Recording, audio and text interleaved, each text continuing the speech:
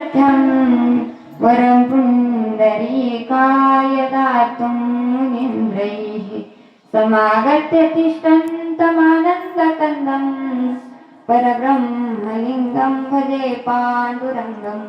पाण्डुरंगाकरू प्रथम नमन दुसरे चरण संतांच्या त्यांच्या कृपादाने कथेचा विस्तार बाबाजी सद्गुरु दास तुका आलिया संसारा उठा वेग करा आलिया संसारा उठा वेग करा शरण जाऊ दारा पांडुरंगा देह हे काचे धन कुबेराचे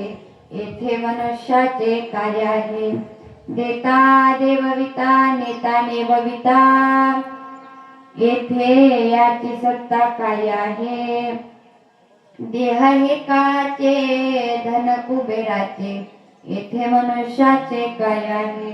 निमित्ताचा धनी केला से प्राणी निमित्ताचा धनी केला से प्राणी तुका म्हणे म्हणून व्यर्थ गेला देह हे काळाचे धन कुबेराचे येथे मनुष्याचे काय आहे प्रस्तुत प्राप्त प्रसंगी प्राप्त स्थळी प्रवचनारूपी सेवेकरिता निवडलेला अभंग वैराग्याचे मूर्तिमंत पुतळेशिवाय वारकरी संप्रदायाचा कळस असणारे जगद्गुरु जगद्वंदनीय श्री संत तुकोबाराय यांचा असून सर्वांच्या परिचयातील व पाठातील अभंग आज आपण या ठिकाणी प्रवचन रूपी सेवेकरिता निवड कार्यक्रमाचं आयोजन काय नियोजन काय हे जरी सर्वांना ठाऊक असलं तरी वक्त्याचा आद्य कर्तव्य आहे म्हणून अल्पसा परिहार देणं गरजेचं आहे आज या ठिकाणी कैलासवासी सत्यभामा गोपीनाथ संत आजींना आपल्यातून जाऊन 10 दिवस पूर्ण झाले त्यांच्या दशक्रिया विधी निमित्त आज या ठिकाणी प्रवचन करण्याचा योग आला ज्यांच्यामुळे या ठिकाणी प्रवचन करण्याची संधी मला प्राप्त झाली असे असणारे गणेश दादा संत